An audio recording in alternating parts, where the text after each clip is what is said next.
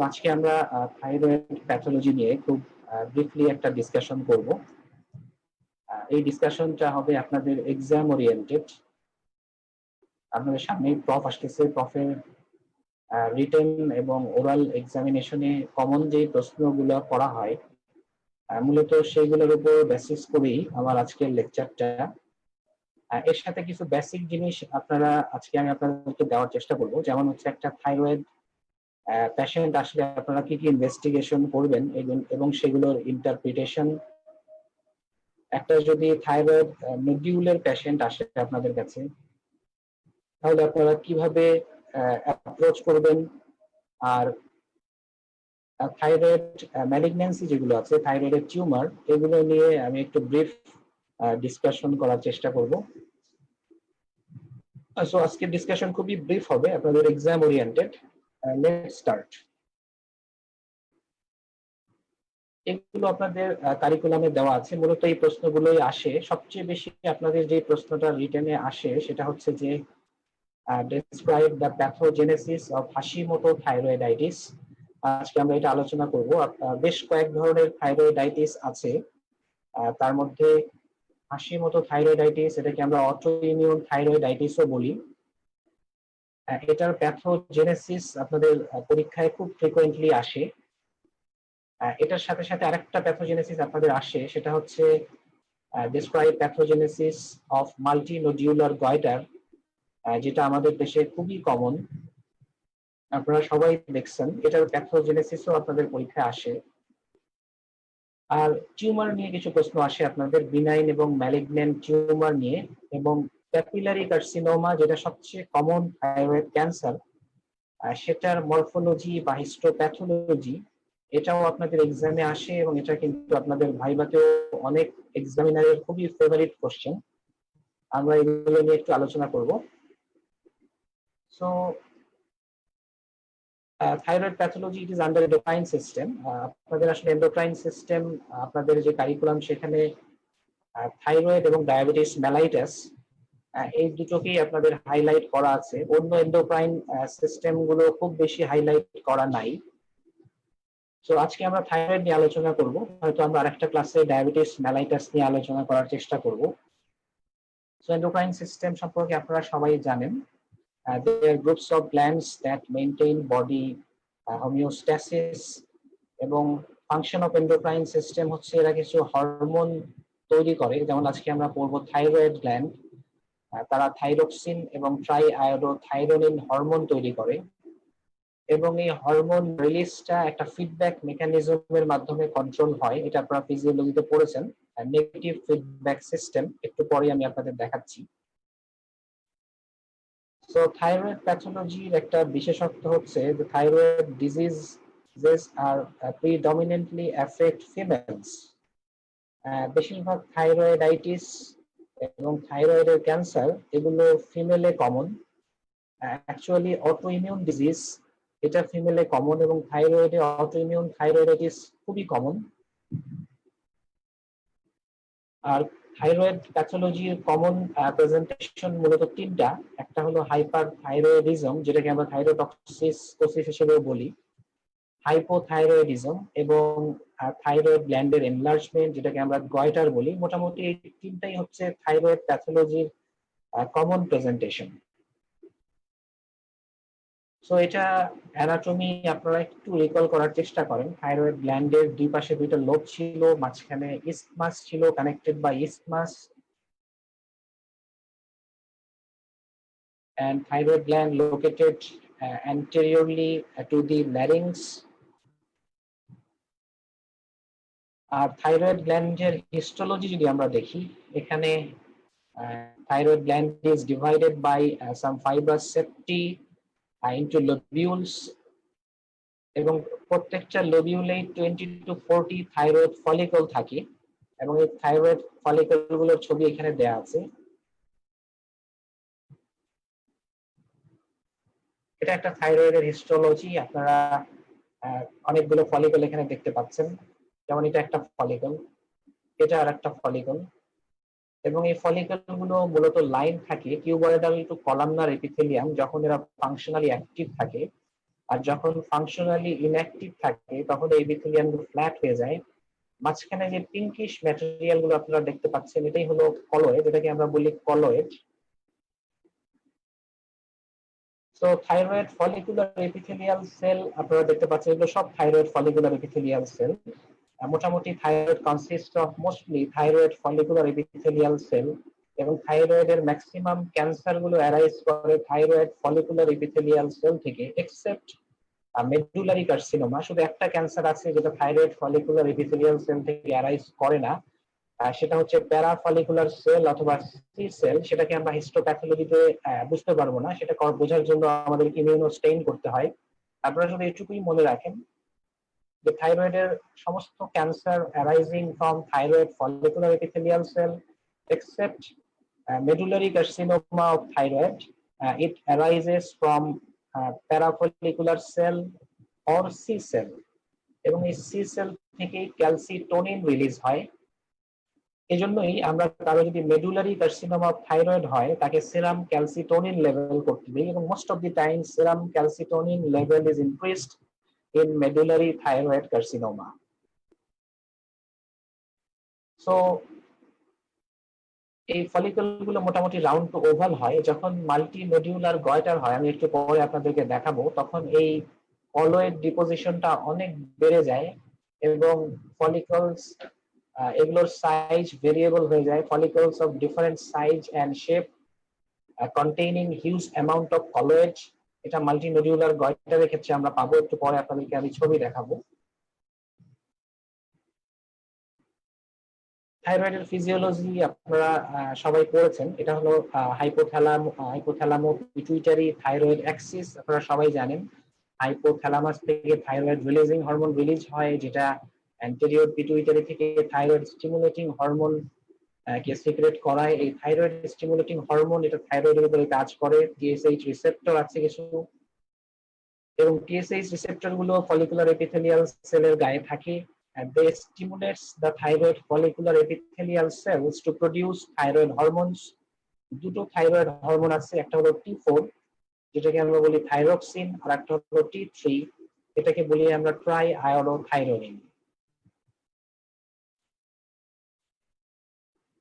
এখানে একটা জিনিস আপনাদের মনে রাখতে হবে, সেটা হলো টিএসএইচ রিসেপ্টর, এটার একটা ইম্পর্টেন্স আছে। আমরা আগেই বলেছি যে থাইরয়েড ডিজিজ অটোইমিউন ডিজিজ খুব কমন। আপনারা জানেন হোয়াট ইজ অটোইমিউন ডিজিজ?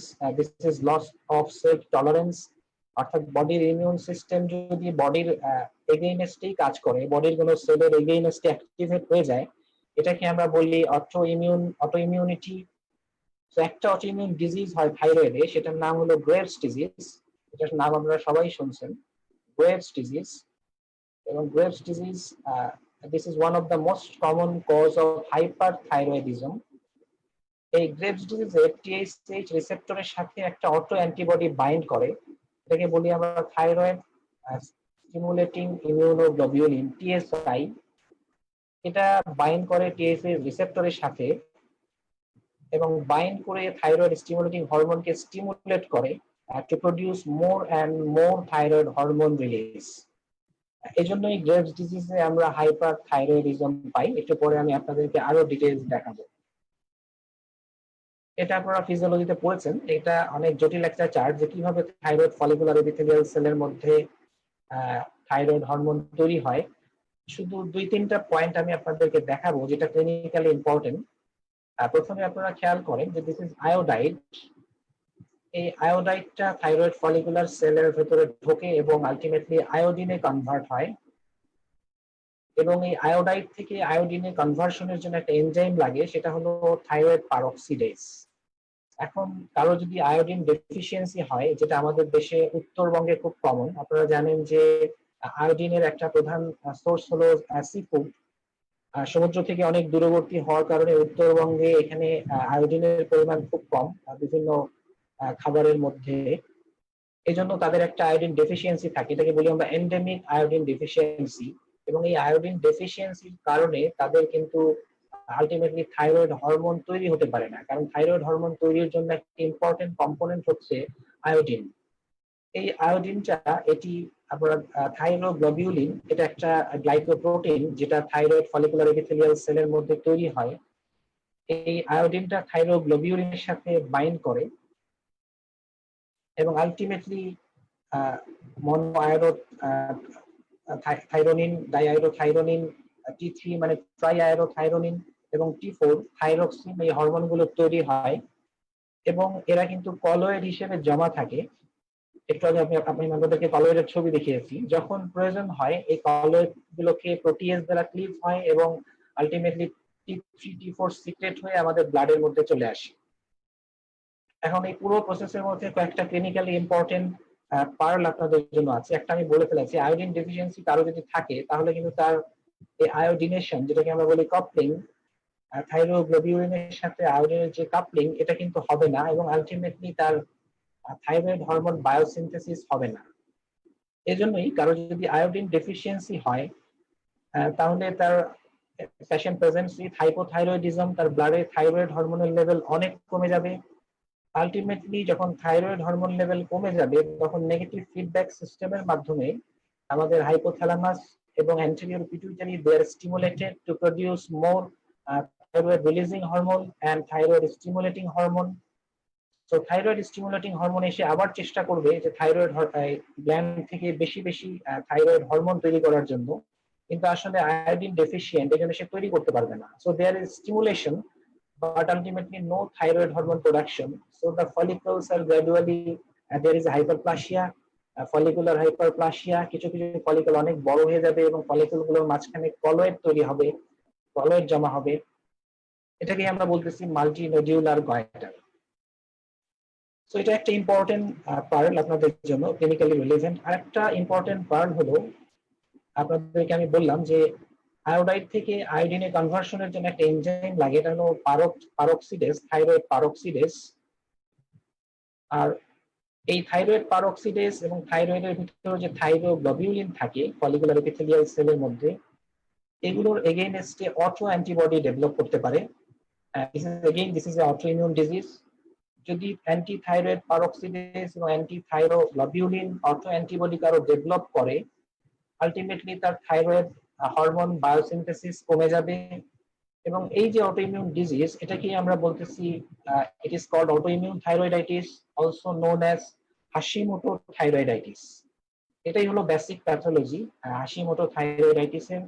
এজন্যই একটা পেশেন্টের যদি আমরা ক্লিনিক্যালি সাসপেক্ট করি this is a case of Hashimoto thyroiditis, then we go for anti thyroid antibodies. আমরা রোগীকে অ্যান্টি থাইরয়েড অ্যান্টিবডি করতে দিই, পার্টিকুলারলি থাইরয়েড পারক্সিডেস এবং অ্যান্টি থাইরোগ্লোবিউলিন, এই দুটো অ্যান্টিবডি পেশেন্টকে করতে দিই। যদি এগুলো পজিটিভ হয় এর মানে হচ্ছে patient, this is a case of autoimmune thyroiditis, also known as Hashimoto thyroiditis. So একটু পরে আমি আপনাদের এই প্যাথোজেনেসিসটা আরো ডিটেইলস দেখাবো। সো থাইরয়েড হরমোনের ফাংশন, এটা আসলে ডিটেইলস বলার মতো সময় আমার নাই, আপনারা শুধু কিছু কি পয়েন্ট মনে রাখেন। সো বেসিক ফাংশন হচ্ছে থাইরয়েড হরমোনের, it is related with tissue metabolism. আপনারা জানেন আমাদের সেলের ভিতরে সোডিয়াম পটাশিয়াম এটিপিএস যে এনজাইম আছে সেটাকে থাইরয়েড হরমোন স্টিমুলেট করে এবং এটার দ্বারাই সোডিয়াম পটাশিয়াম পাম্প চলে। এইভাবেই thyroid hormone regulates our basal metabolic rate. কারো যদি থাইরয়েড হরমোন বেড়ে যায় তাহলে তার বেসাল মেটাবলিক রেট বেড়ে যাবে এবং এই জন্যই তার অ্যাপেটাইট বেড়ে যাবে, ওয়েট কমে যাবে এবং ইনক্রিজ হিট প্রোডাকশন হবে। প্রত্যেকটাই হবে তার বেসাল মেটাবলিক রেট বেড়ে যাওয়ার কারণে। তো থাইরয়েড হরমোনের একটা কাজ হলো এরা বিটা অ্যাড্রেনার্জিক রিসেপ্টর সেগুলোকে স্টিমুলেট করতে পারে। যখন কার্ডিয়াক বিটা অ্যাড্রেনার্জিক রিসেপ্টরকে এরা স্টিমুলেট করে, patient presents with tachycardia. This is the feature of hyperthyroidism. একই কারণে পেশেন্ট ট্রেমর নিয়ে প্রেজেন্ট করতে পারে, নার্ভাসনেস নিয়ে প্রেজেন্ট করতে পারে। থাইরয়েডের আরেকটা ফাংশন হলো ওরা গ্রোথের সাথে রিলেটেড, পার্টিকুলারলি দুটো জায়গার গ্রোথ খুব ইম্পর্টেন্ট, একটা হলো বোন আর একটা হচ্ছে ব্রেন। এই দুটো জায়গার গ্রোথের জন্য thyroid hormone is very essential. এবং যদি কোনো কারো কনজেনিটালি থাইরয়েড হরমোন ডেফিসিয়েন্ট কেউ কেউ থাকে, জন্ম থেকেই তার থাইরয়েড হরমোন কম, এদের কিন্তু বোন ডেভেলপমেন্ট এবং ব্রেন ডেভেলপমেন্ট ঠিক মতো হয় না। এই ডিজিজটাকে আমরা বলি ক্রিটিনিজম। সো এখানে সামারাইজ করা আছে যে থাইরয়েড হরমোনের ফাংশন গুলো অলরেডি আমি বলে ফেলেছি।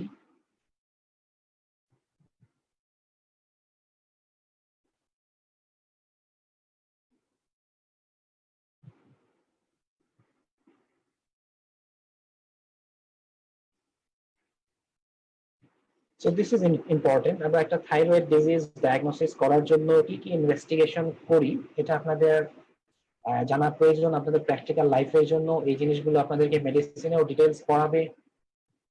So this is A screening test for thyroid. TSH level এটা হলো একটা স্ক্রিনিং টেস্ট থাইরয়েডের জন্য, থাইরয়েড স্টিমুলেটিং হরমোন লেভেল। এবং এটা থাইরয়েড স্টিমুলেটিং হরমোন কারো যদি কমে যায় এটার মানে হচ্ছে দি patient is a hyper thyroid patient. এটা ফিডব্যাক মেকানিজমের কারণে তার থাইরয়েড স্টিমুলেটিং হরমোন কমে গেছে। সো টিএসএইচ লেভেল বেড়ে যাওয়া মানে হচ্ছে this is A hypothyroid patient. ঠিক উল্টো ভাবে টিএসএইচ লেভেল বেড়ে যাওয়া মানে this is a case of hypothyroid patient.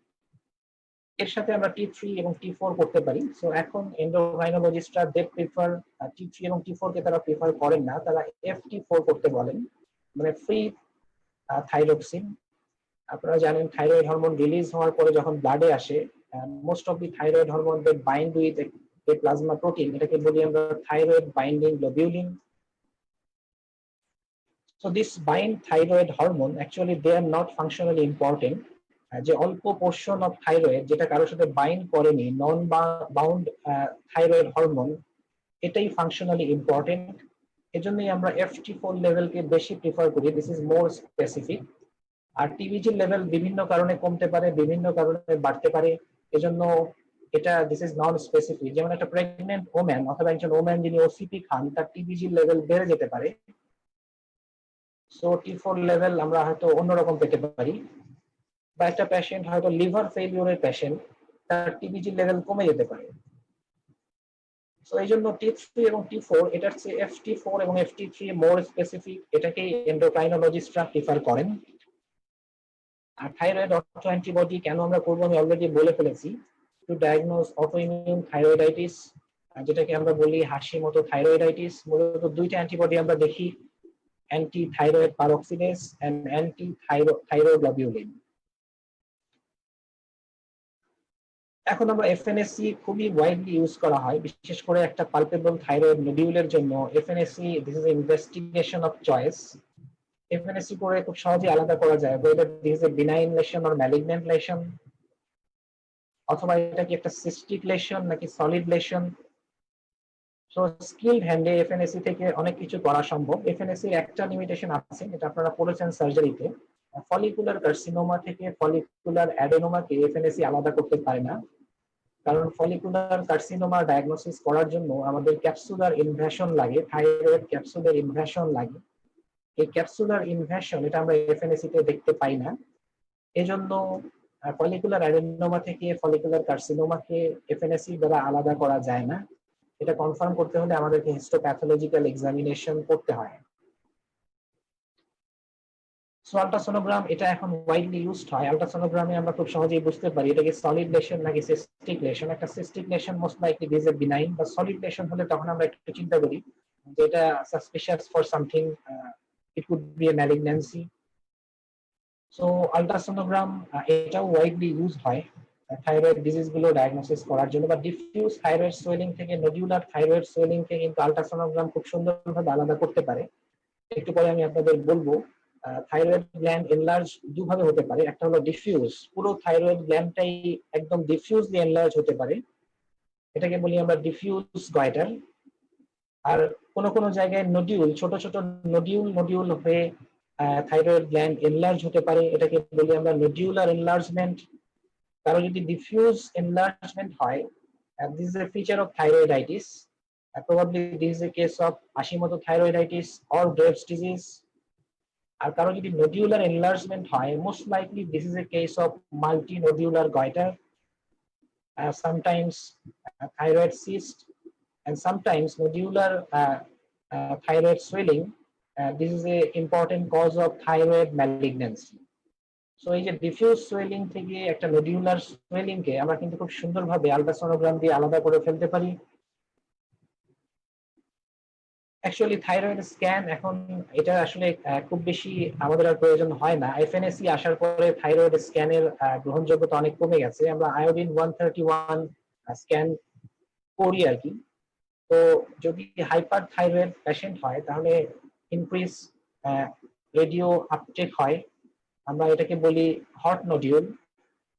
যদি একটা জায়গায় রেডিও আয়োডিন আপটেক না হয় ওই জায়গাটাকে আমরা বলি কোল্ড নডিউল। তো থাইরয়েড স্ক্যান থেকে যেটা আমাদের জন্য ইম্পর্টেন্ট, আমরা সবসময় চিন্তা করি যে cold nodule is always suspicious for malignancy. মানে কোল্ড নডিউল হলেই ম্যালিগন্যান্সি হবে তা নয়, কিন্তু কোল্ড নডিউল যদি আমরা পাই this is suspicious for malignancy. আমরা ওখান থেকে ফার্দার ওয়ার্ক আপ করি, পেশেন্টকে এফএনএসি করতে বলি। তো থাইরয়েড স্ক্যানের মেইন ইম্পর্টেন্স হচ্ছে একটা থাইরয়েড ক্যান্সারের পেশেন্টের যে ট্রিটমেন্ট হচ্ছে ট্রিটমেন্টের পর ফলো আপ করার জন্য আমরা থাইরয়েড স্ক্যান করে থাকি। এটাই হলো থাইরয়েড স্ক্যানের প্রধান ইম্পর্টেন্স। সো সেরাম ক্যালসিয়াম এবং ক্যালসিটোনিন কেন করি আমরা, এটা কিন্তু আমি অলরেডি বলে ফেলেছি। আমরা বললাম যে সি সেল বা প্যারাফলিকুলার সেল থেকে ক্যালসিটোনিন সিক্রেট হয় এবং এই সি সেল থেকে একটা ক্যান্সার অ্যারাইজ করে থাইরয়েডের, যেটার নাম হলো মেডুলারি কার্সিনোমা। এবং এই মেডুলারি কার্সিনোমাতে ক্যালসিটোনিন লেভেল বেড়ে যায়। আপনারা জানেন যে calcitonin is related with calcium homeostasis, এটা ব্লাডে ক্যালসিয়ামের লেভেল কমায় দেয়। তাহলে একটা পেশেন্টের থাইরয়েড নডিউলার পেশেন্ট, তার যদি আমরা ক্যালসিয়াম লেভেল কম পাই তখন আমরা সন্দেহ করতে পারি probably this is a case of medullary carcinoma. আমরা কিছু ইমেজিং স্টাডি করতে পারি, এক্স রে, সিটি স্ক্যান খুব বেশি প্রয়োজন হয় না। মূলত রেট্রোস্টার্নাল এক্সটেনশন অফ থাইরয়েড, অনেক সময় থাইরয়েড গ্ল্যান্ড মাল্টিনোডিউলার গয়টার হয়ে এত বড় হয়ে যায় এগুলো স্টার্নামের পিছনে এক্সটেনশন হয়। রেট্রোস্টার্নাল এক্সটেনশন দেখার জন্য আমাদের অনেক সময় সিটি স্ক্যান করা লাগতে পারে। So this is all about investigations of thyroid. এটা আমি মোটামুটি অলরেডি বলে ফেলেছি। Cold nodule is suspicious, but remember this: less than 20% cold nodules are malignant. মানে cold nodule হলেই যে malignant হবে, this is not true. In fact, most of the cold nodules are benign. আবার ওয়ার্ম নডিউল বা hot nodule হলেও thyroid স্ক্যানে সেটা যে benign হবে সেটাও ঠিক নয়। আল্ট্রাসাউন্ডে যদি আমরা একটা সলিড নডিউল পাই, this is more likely to be a malignant than a cystic lesion. তার মানে এই না যে সলিড মানে এটা ম্যালিগন্যান্ট হবে। Solid nodule, this is suspicious for malignancy. So থাইরয়েডের দুটো কনজেনিটাল অ্যানোমালি হয়, আপনাদের এক্সামে জিজ্ঞাসা করতে পারে ওরাল এক্সামিনেশনে। একটা হলো থাইরোডোসাল ডাক্ট সিস্ট, যেটা অ্যান্টেরিয়র মিডলাইন নেক সোয়েলিং হিসেবে প্রেজেন্ট করে। This is a thyroglossal duct remnant. আরেকটা হতে পারে লিঙ্গুয়াল থাইরয়েড। আপনারা জানেন যে ফ্যারিঞ্জিয়াল যে ডাইভার্টিকুলাম সেখান থেকে থাইরয়েড ডেভেলপ করে। আমাদের টাঙের পিছনে যে ফোরামেন সিকাম থাকে সেখানে থাইরয়েডের ডেভেলপমেন্ট শুরু হয় এবং এটা ধীরে ধীরে নিচে নেমে নেকে নর্মাল পজিশনে চলে যায়। কোনো কারণে যদি এই ডিসেন্টটা না হয়, টাঙের মধ্যেই থাইরয়েড টিস্যু থাকে, এটাকে বলি আমরা লিঙ্গুয়াল থাইরয়েড।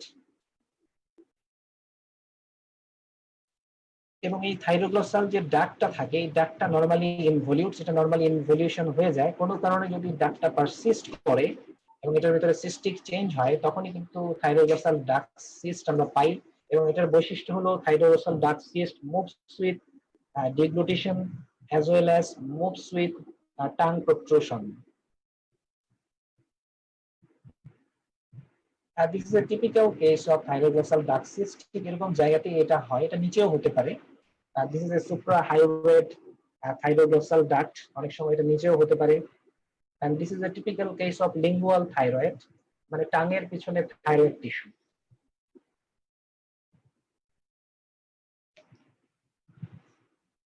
পরীক্ষায় আপনাদের এটা জিজ্ঞাসা করে যে হাইপার থাইরয়েডিজমের ইম্পর্টেন্ট 2-3টা কারণ বলেন। এটা আপনাদের এক্সামে জিজ্ঞাসা করা হয় ভেরি কমনলি। তো এটা বলার আগে আপনাদের বলে রাখি যে থাইরোটক্সিকোসিস এবং হাইপার থাইরয়েডিজম এই দুটো টার্মকে আমরা মোটামুটি সিনোনিমাসলি ইউজ করে থাকি, যদিও এক না। সো পরীক্ষায় যদি আপনাদের জিজ্ঞাসা করে 3 ইম্পর্টেন্ট কজেস অফ থাইরোটক্সিকোসিস অথবা 3 ইম্পর্টেন্ট কজেস অফ হাইপারথাইরয়েডিজম, আপনাদেরকে কিন্তু এই 3টা বলতেই হবে। নাম্বার 1, গ্রেভস ডিজিজ, যেটা আমি কিছুক্ষণ আগে বললাম, this is A autoimmune disease patient presents with hyperthyroidism, কারো যদি hyperthyroidism হয় এর মানেই হলো তার T3 raised হবে, তার T4 raised হবে, কিন্তু TSH level, negative feedback level সিস্টেমের কারণে TSH level is decreased. এর সাথে সাথে যদি আমরা পালপেট করি আমরা দেখব there is a diffuse thyroid swelling, bilateral thyroid swelling. এটা নডিউলার হয় না, সাধারণত ডিফিউজ হয়। সো যদি এই ফিচার আমরা পাই তাহলে আমরা চিন্তা করবো probably this is a case of Graves' disease. Second important cause হচ্ছে মাল্টিনোডিউলার গয়টার। অনেক সময় গয়টার গুলো হাইপার ফাংশনাল হয়, তারা অনেক বেশি থাইরয়েড হরমোন তৈরি করে হাইপার থাইরয়েডিজম তৈরি করতে পারে। This is another important cause of hyperthyroidism. And third one is thyroid adenoma. This is a benign tumour of thyroid gland, এবং এই বিনাইন টিউমার অনেক সময় থাইরয়েড হরমোন বেশি বেশি সিক্রেট করতে পারে এবং আলটিমেটলি হাইপার থাইরয়েডিজম করতে পারে। তো প্রত্যেকটা ক্ষেত্রেই আমরা T3 T4 লেভেল বেশি পাবো এবং TSH লেভেল কম পাবো। আর মাল্টিনোডিউলার গয়টার এবং থাইরয়েড অ্যাডেনোমার ক্ষেত্রে আমরা যদি পালপেট করি এখানে কিন্তু আমরা নোডিউলার থাইরয়েড সোয়েলিং পাবো, একটা নোডিউল পাবো, এটা কিন্তু ডিফিউজ হবে না।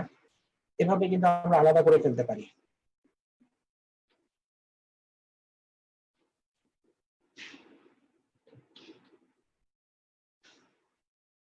সো হাইপারথাইরয়েড পেশেন্ট কিভাবে প্রেজেন্ট করবে এটা আমি অলরেডি বলে ফেলেছি। পেশেন্ট বেসাল মেটাবলিক রেট পেশেন্টের বেড়ে যাবে, আমরা পেশেন্টের ইনক্রিজ অ্যাপেটাইট পাবো, কিন্তু সিভিয়ার মাসল ওয়াস্টিংও পাবো। এর সাথে সাথে সিম্প্যাথেটিক অ্যাক্টিভিটি বাড়ার কারণে তার আমরা ট্যাকিকার্ডিয়া পাবো, আমরা তার ডায়রিয়া পেতে পারি, তার ট্রেমর পেতে পারি, নার্ভাসনেস, অ্যাংজাইটি, সোয়েটিং এগুলো পাওয়া যেতে পারে। এগুলো আপনারা ডিটেইলস আপনাদের যখন মেডিসিন পড়বেন তখন আপনারা পড়ে নেবেন। So Graves' disease, this is an autoimmune thyroid disease, already I have mentioned, এবং এটার পিক ইনসিডেন্স হচ্ছে 3rd to 4th decade. Again, there is a marked predominance in women. আগে বলেছি থাইরয়েড ডিজিজ গুলো ফিমেলে কমন, এবং এখানে আমরা যে অ্যান্টিবডিটা পাই এটা একটা IgG টাইপ অ্যান্টিবডি।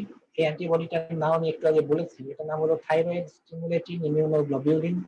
এটা IgG টাইপ, এটা থাইরয়েড স্টিমুলেটিং হরমোন রিসেপ্টরের সাথে বাইন্ড করে তাকে স্টিমুলেট করে to produce more and more thyroid hormone. And this is most common cause of hyperthyroidism. যদি আমরা খালি চোখে দেখি তাহলে ঠিক এরকম একটা থাইরয়েড পাবো। এটাকে আমরা বলি মিটি বা বিফি, অনেকটা মাংসের মতো। এবং গ্রেভস ডিজিজে this is a highly vascular disease.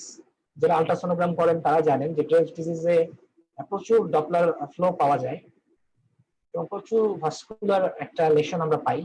মাইক্রোস্কোপের নিচে আমরা একটা ফিচার পাই, এখানে দেখেন এগুলো ফলিকুলার এপিথেলিয়াল সেল, তার নিচে একটা ভ্যাকিউল তৈরি হয়েছে কলয়েডের মাঝখানে, এগুলোকে আমরা বলি স্ক্যালোপিং। and this scalloping, this is a typical feature of Graves' disease.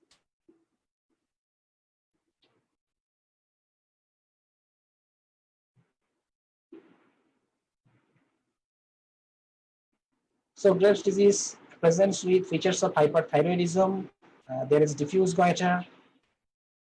আরেকটা জিনিস পাওয়া যায় সেটা হচ্ছে exophthalmos, this is protrusion of the eyeball, এবং প্রিটিবিয়াল মিক্সিডেমা, যদিও এটা খুব একটা কমন না, লেস দেন 5% কেস এটা পাওয়া যায়। This is a typical eye feature of thyrotoxicosis. আপনারা এগুলো ডিটেইলস জানেন, exophthalmos, proptosis, lid lag, lid retraction, অনেকগুলো টার্মিনোলজি এখানে আছে। এগুলো আপনারা মেডিসিনে ডিটেইলস পড়বেন, সার্জারিতেও পড়বেন। এখানে একটা সিনারিও দেওয়া আছে, এই সিনারিওর মধ্যে অনেকগুলো এন্ডোক্রাইন ডিজিজকে সামারাইজ করা আছে। So Graves' disease is characterized by clinically by number 1, central obesity, moon face, abdominal stria. No, this is a case of Cushing syndrome.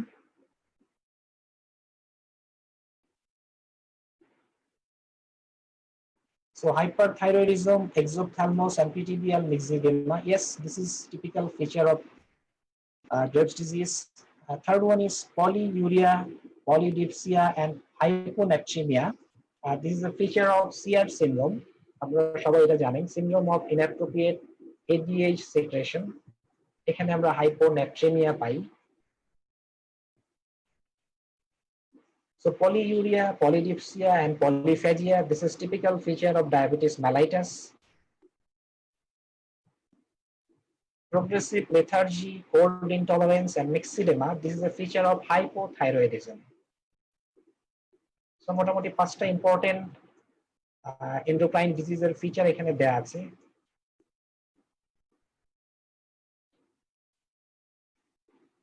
তো গয়টার এই কথাটার মানে হচ্ছে enlargement of the thyroid gland, এটা আপনারা মনে রাখবেন।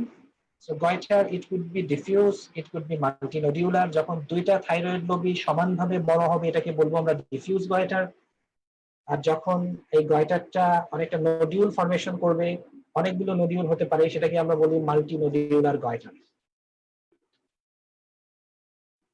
So goiter means simply enlargement of thyroid gland. It could be diffuse, it could be nodular, even multinodular.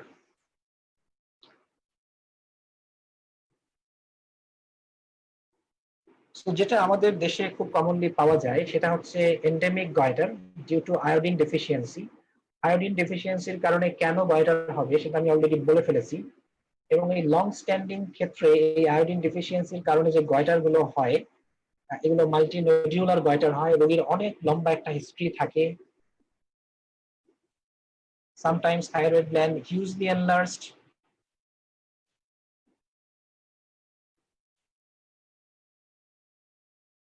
This is a typical case of multinodular goiter. এটা অবশ্য খুব যে ভালো বোঝা যাচ্ছে তা আমরা, এখানে একটা নোডিউল আছে, এখানে একটা নোডিউল আছে, আরো সুন্দর কেস আমরা পাই।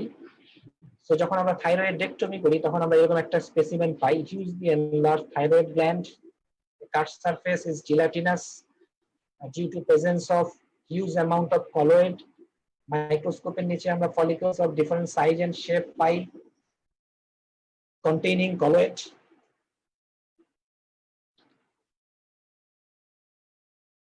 এটা আপনাদের পরীক্ষায় আসতে পারে, মরফোলজি অফ গয়টার যদি খালি চোখে আমরা দেখি। So we may found irregular nodules containing variable amount of brown gelatinous colloid.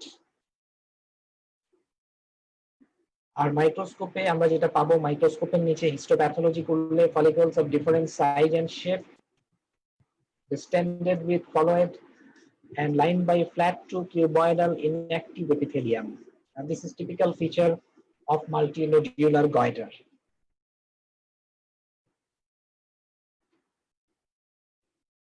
So multinodular goiter এর প্যাথোজেনেসিস অলরেডি আমি বলে ফেলেছি। So normal thyroid hormone synthesis হওয়ার জন্য আয়োডিন লাগে। প্রথমে আয়োডাইড হিসেবে আমরা ডায়েট থেকে এটাকে পাই। এটা থাইরয়েড পারক্সিডেস হরমোনের মাধ্যমে আয়োডাইড থেকে আয়োডিন হয়। এই আয়োডিনের সাথে থাইরোগ্লোবিউলিনের একসাথে যে অ্যামাইনো অ্যাসিড টাইরোসিন, সেটার একটা কাপলিং হয় এবং আলটিমেটলি মনো আয়োডো, ডাইআয়োডো এবং ট্রাইআয়োডো থাইরোনিন এবং থাইরোক্সিন তৈরি হয়। This is normal physiology. কোনো কারণে যদি আয়োডিন ডেফিসিয়েন্সি হয়, ultimately there is deficient production of thyroid hormone. Thyroid হরমোনের পরিমাণ যখন ব্লাডে কমে যাবে তখন নেগেটিভ ফিডব্যাক সিস্টেমের মাধ্যমে আমাদের অ্যান্টেরিয়র পিটুইটারি থেকে more and more TSH secretion হবে এবং this TSH ultimately stimulates the thyroid to produce more and more thyroid hormone. এটা স্টিমুলেট করবে থাইরয়েড গ্ল্যান্ডকে, কিন্তু থাইরয়েড গ্ল্যান্ড তৈরি করতে পারবে না। এই স্টিমুলেশন, এক্সেসিভ স্টিমুলেশনের কারণেই আমরা বিভিন্ন ধরনের ফলিকল পাবো বিভিন্ন সাইজ এন্ড শেপে। কিন্তু ফলিকুলার এপিথেলিয়াল সেলগুলো তারা মোটামুটি ইনঅ্যাক্টিভ হয়ে যাবে, এই জন্য এগুলো মোটামুটি ফ্ল্যাট টু কিউবয়েডাল হয়ে যাবে, যেটা আমরা মাইক্রোস্কোপের নিচে দেখলাম।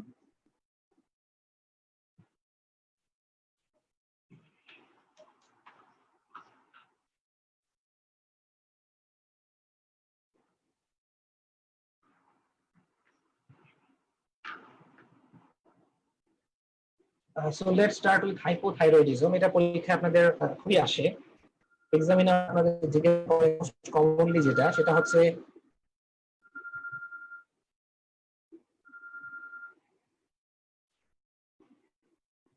mention some important causes of hypothyroidism. এটা এক্সামিনার আপনাদেরকে জিজ্ঞাসা করে।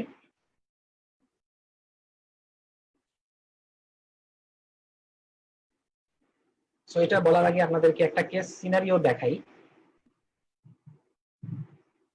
So 8-month-old infant presents with growth and mental retardation. Physical examination reveals small infant. There is growth retardation with dry, rough skin, protuberant abdomen, যেটাকে আমরা বলি pot belly, periorbital edema, flattened broad nose, and protuberant tongue. So এই ফিচারগুলো নিয়ে যদি একটা infant আপনার কাছে present করে along with growth and mental retardation, this is a typical feature of cretinism, যেটাকে আমরা congenital hypothyroidism বলতে পারি। যদি অ্যাডাল্টে হাইপোথাইরয়েডিজম হয় সেটাকে আমরা মিক্সিডেমাও বলি, আর চাইল্ডে যদি হাইপোথাইরয়েডিজম হয় সেটাকে আমরা ক্রিটিনিজম বলি, এবং এখানে মেইন প্রেজেন্টেশনই হয় growth and mental retardation, because thyroid hormone is very important for bone and brain development.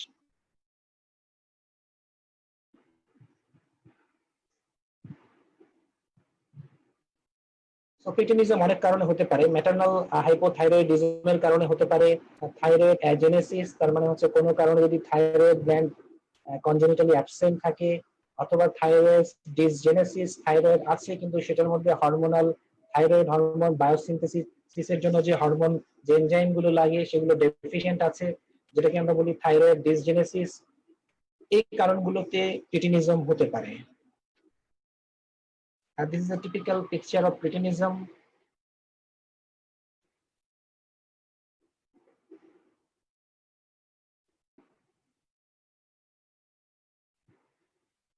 So hypothyroidism যদি অ্যাডাল্টে হয়, ওল্ডার চাইল্ড এবং অ্যাডাল্টে হয়, তখন এটাকে আমরা মিক্সিডেমা হিসেবে বলি।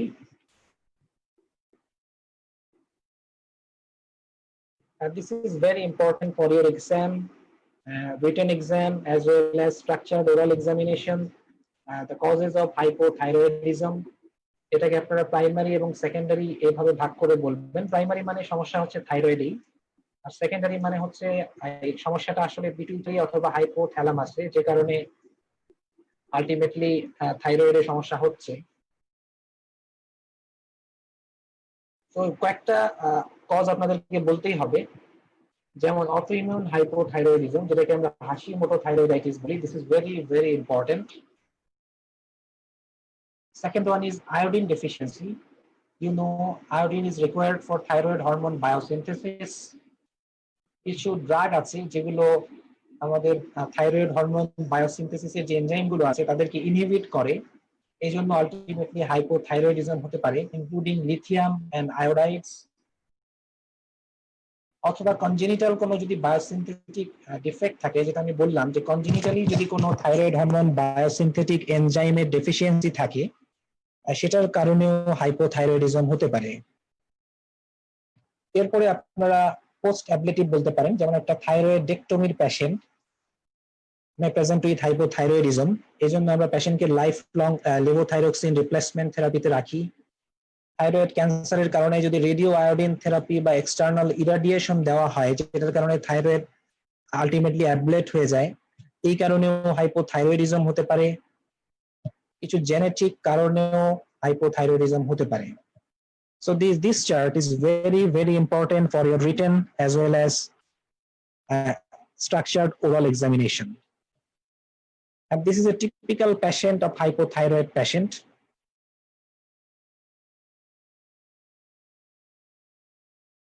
আমরা এই ফিচারটাকে বলি মিক্সিডেমা, and myxedema presents with non-pitting edema.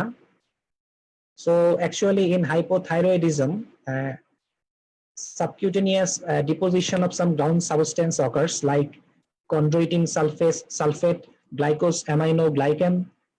এই গ্রাউন্ড সাবস্টেন্স গুলো তারা ওয়াটারকে, দে আর হাইড্রোফিলিক, তারা ওয়াটারকে রিটেনশন করে, এজন্যই একটা ইডিমা হয়, এটাকে বলি আমরা মিক্সিডেমা। এবং this is a non pitting type oedema. যখন প্রেস করি তখন কিন্তু এই গ্রাউন্ড সাবস্টেন্স এর সাথে যে ওয়াটার আছে সেটা কিন্তু ওখান থেকে সরে না, এই জন্য this oedema is non pitting type.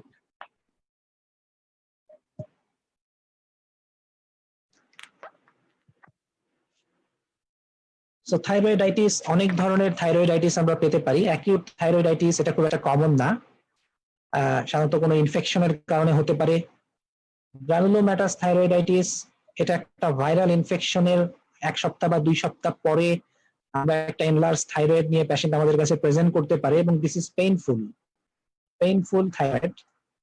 এটার আরেকটা নাম হচ্ছে ডিকর্ভেন থাইরয়েডাইটিস। এটা কিন্তু মাঝে মাঝে পাওয়া যায় এবং এটা সেলফ লিমিটিং, একা একাই ভালো হয়ে যায়। And third one, this is most important, autoimmune thyroiditis or Hashimoto thyroiditis. Hashimoto নামের একজন জাপানি বিজ্ঞানী এটা আবিষ্কার করেছিলেন, এজন্য এটাকে আমরা হাশিমোটো থাইরয়েডাইটিস বলি। রিডেল থাইরয়েডাইটিস, এটা আরেকটা নাম হচ্ছে ফাইব্রোজিং থাইরয়েডাইটিস। থাইরয়েডের মধ্যে আমরা extensive fibrosis pi. This is actually not common.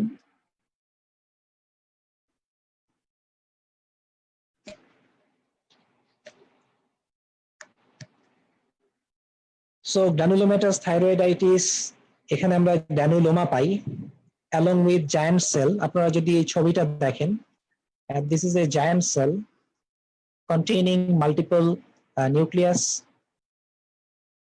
এর ভিতরে গ্রানুলোমাও আছে containing epithelioid cell, and there is diffuse infiltration of inflammatory cells.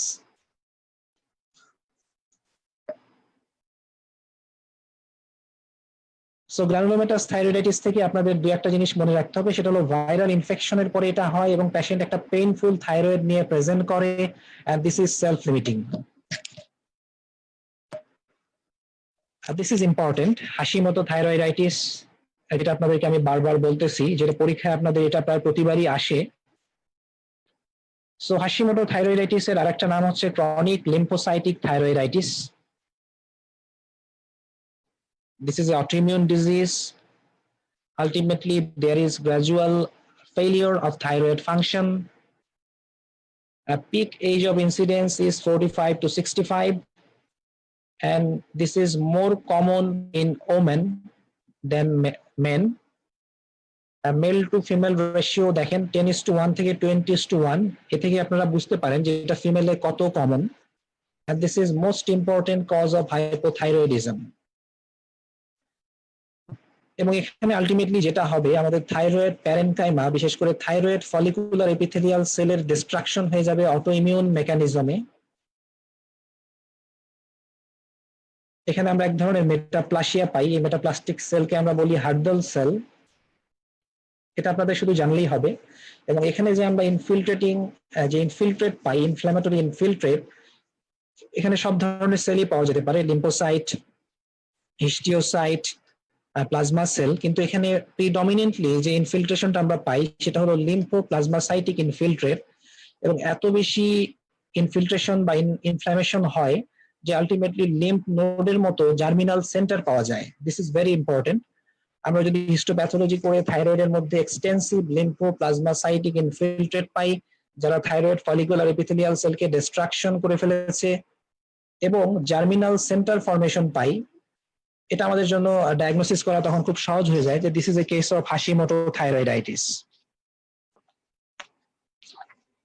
এটার একটা নাম হচ্ছে স্ট্রমা লিম্ফোম্যাটোসা, and patient presents with diffuse firm thyroid enlargement. ঠিক এরকমই আরেকটা ডিফিউজ এনলার্জমেন্ট আমরা কিছুক্ষণ আগে বলেছিলাম, সেটা ছিল গ্রেভস ডিজিজ। পার্থক্য হলো গ্রেভস ডিজিজে আমরা পাবো হাইপারথাইরয়েডিজম, হাশিমোটো থাইরয়েডাইটিসে আমরা পাবো হাইপোথাইরয়েডিজম।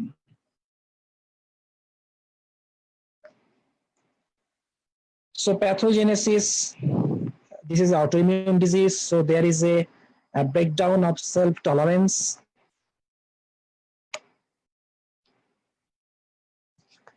এই ছবিটা রবিন্স প্যাথোলজি থেকে নেওয়া হয়েছে। আপনারা যদি পরীক্ষায় রিটেনে আপনাদের আসে, আপনাদের এই ছবিটা আঁকতে হবে। This is normal thyroid epithelium, এবং অটোইমিউনিটির কারণে আলটিমেটলি থাইরয়েড ফলিকুলার এপিথেলিয়াল সেলগুলো ডিস্ট্রাকশন হবে। কয়েকটা মেকানিজমে thyroid follicular epithelial cell destruction হতে পারে। সবচেয়ে কমনলি যেটা হয় lymphocyte mediated destruction, particularly cytotoxic T cell, এরা থাইরয়েড ফলিকুলার এপিথেলিয়াল সেলকে ডিস্ট্রাকশন করে ফেলতে পারে। আরেকটা হতে পারে cytokine mediated, helper T cell, তারা কিছু সাইটোকাইন সিক্রেট করে, পার্টিকুলারলি গামা ইন্টারফেরন।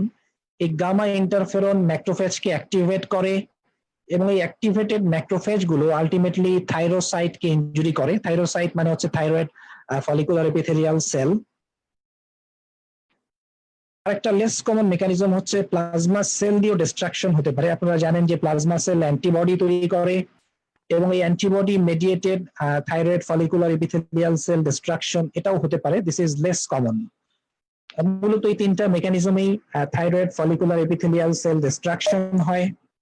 আমরা একটা হিউজ লিম্ফোপ্লাজমাসাইটিক ইনফিলট্রেশন পাবো। আর sometimes there is germinal centre formation থাকবে এবং এখানে আমরা একটা মেটাপ্লাসিয়া পাবো, সেটাকে আমরা বলি Hurthle cell metaplasia. This is a typical gross picture of Hashimoto thyroiditis, and this is histopathology. এখানে আপনারা ছোট ছোট যে ব্লুইশ সেলগুলো দেখতে পাচ্ছেন সবই হলো লিম্ফোপ্লাজমাসাইটিক infiltrate.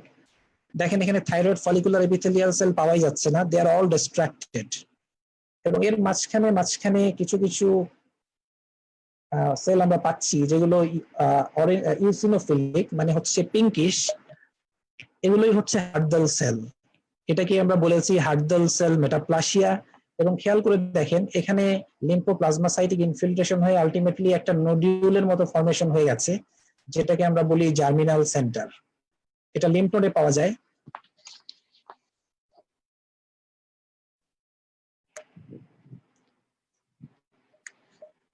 So this is all about Hashimoto thyroiditis histopathology.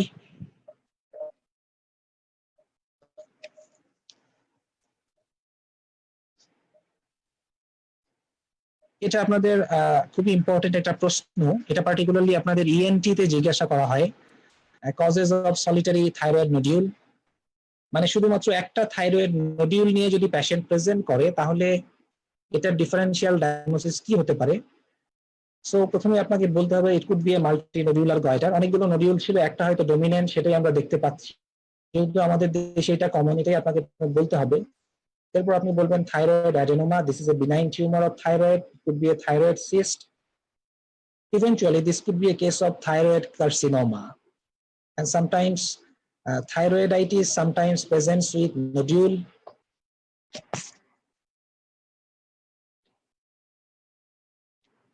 এটা আপনাদেরকে জিজ্ঞাসা করা হয় যে একটা সাসপিশিয়াস থাইরয়েড নোডিউল আমরা কখন চিন্তা করব, যে এটা ম্যালিগন্যান্সি হতে পারে আমরা কখন চিন্তা করব। এর কয়েকটা ক্রাইটেরিয়া আছে। Number 1 is solitary. যদি একটা নোডিউল পাই ইট ইজ সাসপিশিয়াস। ইয়ঙ্গার পেশেন্টে যদি নোডিউল পাই দিস ইজ সাসপিশিয়াস। একটু পরে আমি আপনাদের দেখাবো যে ইয়ং ফিমেলে প্যাপিলারি কার্সিনোমা খুবই কমন। Papillary carcinoma this is a disease of young ফিমেল। এই জন্য একটা যদি ইয়ঙ্গার পেশেন্টে আমরা একটা সলিটারি নোডিউল পাই আমরা সবসময় চিন্তায় পড়ে যাই যে এটা কি প্যাপিলারি কার্সিনোমা কিনা। Yes, this is interesting. Thyroid cancer কিন্তু ফিমেলে কমন, কিন্তু যদি মেলে আমরা একটা নোডিউল পাই this is more suspicious for malignancy. A history of radiation, যদি প্রিভিয়াস কোনো ইরাডিয়েশন হিস্ট্রি থাকে this is suspicious. And lastly but not least, cold nodule in thyroid scan, this is considered as suspicious. আমরা প্রায় শেষ পর্যায়ে চলে আসছি। থাইরয়েডের টিউমার গুলো বলেই আমি শেষ করে দিব। সো এটার ক্লাসিফিকেশন খুবই সহজ। আপনারা বিনাইন টিউমার, ম্যালিগন্যান্ট টিউমার দুই ভাগে ভাগ করবেন। একটাই বিনাইন টিউমার হয়, সেটা হচ্ছে ফলিকুলার অ্যাডেনোমা। ম্যালিগন্যান্ট টিউমার সবচেয়ে কমনলি হচ্ছে প্যাপিলারি কার্সিনোমা। এটা মোটামুটি 85% থাইরয়েড ক্যান্সার হলো papillary carcinoma, this is most common. এরপর যেটা হতে পারে ফলিকুলার কার্সিনোমা, মেডুলারি কার্সিনোমা এবং anaplastic carcinoma.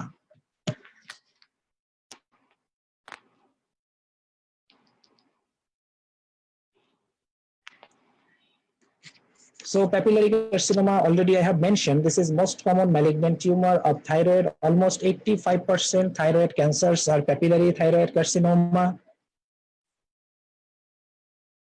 And this is interesting, this is most common thyroid cancer in children and persons exposed to external radiation বা radiotherapy যাদেরকে আগে দেয়া হয়েছে বা কোনো একটা রেডিয়েশনের সাথে যারা এক্সপোজ তাদের সবচেয়ে কমন ক্যান্সার হচ্ছে প্যাপিলারি ক্যান্সার।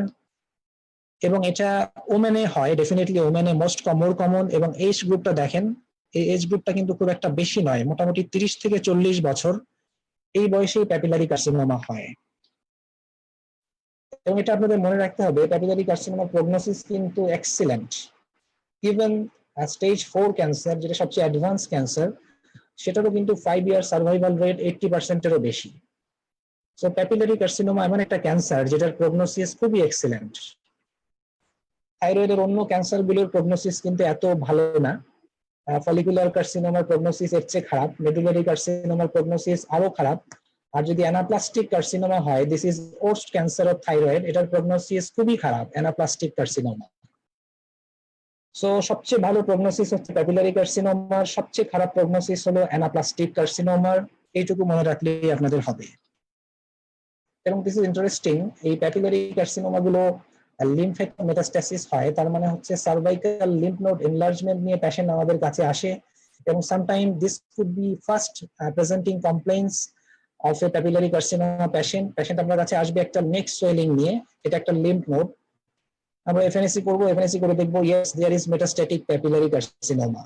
এখানেই প্যাপিলারি কার্সিনোমার সাথে ফলিকুলার কার্সিনোমার difference. Follicular carcinoma blood borne metastasis more common, আর প্যাপিলারি কার্সিনোমাতে লিম্ফ্যাটিক মেটাস্টাসিস মোর কমন।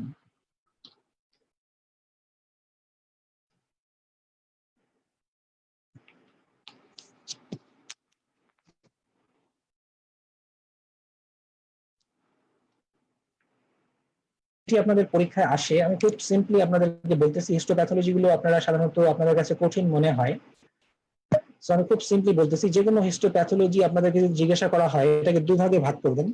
প্রথমে বলবেন গ্রস মরফোলজি, এরপরে বলবেন মাইক্রোস্কোপিক মরফোলজি। গ্রস মরফোলজি মানে খালি চোখে কেমন দেখা যায়। সো প্যাপিলারি কার্সিনোমা এটা সলিটারিও হতে পারে, মাল্টিফোকালও হতে পারে। এই জন্য এক লোবে যদি ক্যান্সার পাওয়া যায়, আর এক লোবেও ক্যান্সার পাওয়া যেতে পারে। এই জন্যই প্যাপিলারি কার্সিনোমাতে আমরা সাধারণত টোটাল থাইরয়েডেক্টমি করি। So cut surface it is grey white, এটা একটা কমন হিস্টোপ্যাথোলজি টার্ম, আপনারা সবখানেই মোটামুটি এটা খাটাতে পারবেন দু একটা জায়গা বাদে। কাট সারফেস ইজ গ্রে হোয়াইট, এবং এটার মাঝখানে ফাইব্রোসিস এবং ক্যালসিফিকেশন পাওয়া যেতে পারে। Sometimes it could B cystic. এবং খালি চোখেও আপনারা অনেক সময় প্যাপিলারি প্রজেকশন দেখতে পাবেন। প্যাপিলারি কথাটার মানে হচ্ছে ফিঙ্গার লাইক, অনেক সময় খালি চোখেও প্যাপিলাগুলো বোঝা যায়। আর মাইক্রোস্কোপিতে আমরা যেটা পাবো, যে কারণে প্যাপিলারি কার্সিনোমার নাম প্যাপিলারি কার্সিনোমা হয়েছে, সেটা হলো কমপ্লেক্স ব্রাঞ্চিং প্যাপিলা। কিন্তু প্যাপিলা পেলেই আমরা ডায়াগনোসিস করতে পারবো না, আমাদেরকে নিউক্লিয়ার ফিচার পেতে হবে। নিউক্লিয়াসের 3-4টা ফিচার এটাই এক্সামিনার আপনাদের কাছে শুনতে চায়। একটা হচ্ছে গ্রাউন্ড গ্লাস নিউক্লিয়াই। এই গ্রাউন্ড গ্লাস মানে হচ্ছে অনেকটা ঘষা কাচ। প্যাপিলারি কার্সিনোমার ক্ষেত্রে যেটা হয় যে নিউক্লিয়ার ক্লিয়ারিং হয়ে যায়, নিউক্লিয়াসের মাঝখানের জায়গাটা ক্লিয়ারিং হয়ে যায়, এটাকে আমরা বলি অরফান অ্যানি নিউক্লিয়াই। আপনারা হয়তো অনেকে কমিকের বইয়ে এই ক্যারেক্টারটা দেখছেন। অরফান অ্যানির চোখ অনেকটা এরকম, মানে কোনো চোখের মনি নাই। সো এটা বলতে আমরা বুঝাই যে নিউক্লিয়ার ক্লিয়ারিং। আর নিউক্লিয়াসের মাঝখানে আরো দুটো ফিচার পাওয়া যায়, সিউডো ইনক্লুশন এবং nuclear গ্রুভ।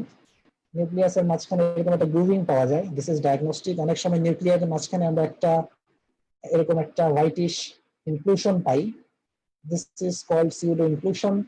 These nuclear features are diagnostic of a papillary carcinoma. This is a gross morphology of papillary carcinoma. আপনারা যদি খুব ভালোভাবে দেখেন ছোট ছোট কিছু প্যাপিলারি প্রজেকশন খুব ছোট ছোট দেখা যাচ্ছে। মাইক্রোস্কোপের নিচে আমরা একটা প্যাপিলা পাচ্ছি। প্যাপিলা মানে হচ্ছে ব্রাঞ্চিং, একটা আঙ্গুলের মতো ফিঙ্গার শেপ, কন্টেইনিং এ ফাইব্রোভাস্কুলার কোর। এটার মাঝখানে ব্লাড ভেসেল আছে, দেখেন যেখানে ব্লাড ভেসেল আছে, fibrovascular core. This is a typical papilla, এবং 2-3টা প্যাপিলা একসাথে ফিউজড হয়ে গেছে, এই জন্যই আমরা বলতেছি কমপ্লেক্স ব্রাঞ্চিং প্যাপিলা। আমরা যদি আরেকটু হাই পাওয়ারে দেখি, খেয়াল করে দেখেন নিউক্লিয়াস গুলো মোটামুটি ক্লিয়ার হয়ে গেছে, এটাকে আমরা বললাম অরফান অ্যানি আইড নিউক্লিয়াই। নিউক্লিয়াসের মাঝখানে ক্রোমাটিন ক্লিয়ারিং হয়ে গেছে। আরো ভালোভাবে যদি আপনারা খেয়াল করেন তাহলে দেখবেন এখানে নিউক্লিয়াসের মাঝখানে একটা গ্রুপ দেখা যাচ্ছে।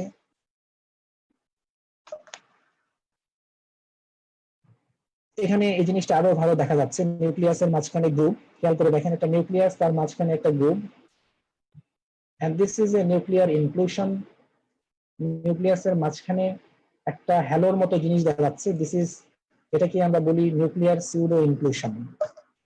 সো যদি এই ফিচারগুলো আমরা পাই, this is virtually diagnostic for a papillary carcinoma. Follicular carcinoma এটা লেস কমন প্যাপিলারি কার্সিনোমার চেয়ে। এটা ব্লাড বর্ন মেটাস্ট্যাসিস হয়, lymph node metastasis less common, এবং এটা ডায়াগনোসিস করার জন্য আমাদেরকে ক্যাপসুলার ইনভ্যাশন পেতে হয়, যে ক্যাপসুলার ইনভ্যাশনটা আমরা এফএনএসি তে দেখতে পাই না। এই জন্য এফএনএসি করে ফলিকুলার অ্যাডেনোমা থেকে ফলিকুলার কার্সিনোমা ডায়াগনোসিস করা যায় না, এই জন্য এখানে এফএনএসি করে কোনো লাভ নাই। This is a case of follicular carcinoma. Medullary carcinoma সম্পর্কে দুই একটা কথা আপনাদেরকে বলে দিই। This is arising from C cell বা প্যারাফলিকুলার সেল, এবং this C cell producing calcitonin. এই জন্যই মেডুলারি কার্সিনোমাতে সেরাম ক্যালসিটোনিন লেভেল রেস্ট হয়। এটার প্রগনোসিস কিন্তু খুব একটা ভালো না। অনেক সময় এর সাথে মাল্টিপল এন্ডোক্রাইন নিওপ্লাসিয়া, একটা সিস্টেমিক ফ্যামিলিয়াল সিনড্রোম আছে, সেটার সাথে এটার অ্যাসোসিয়েশন পাওয়া যায়। So this is all about my presentation.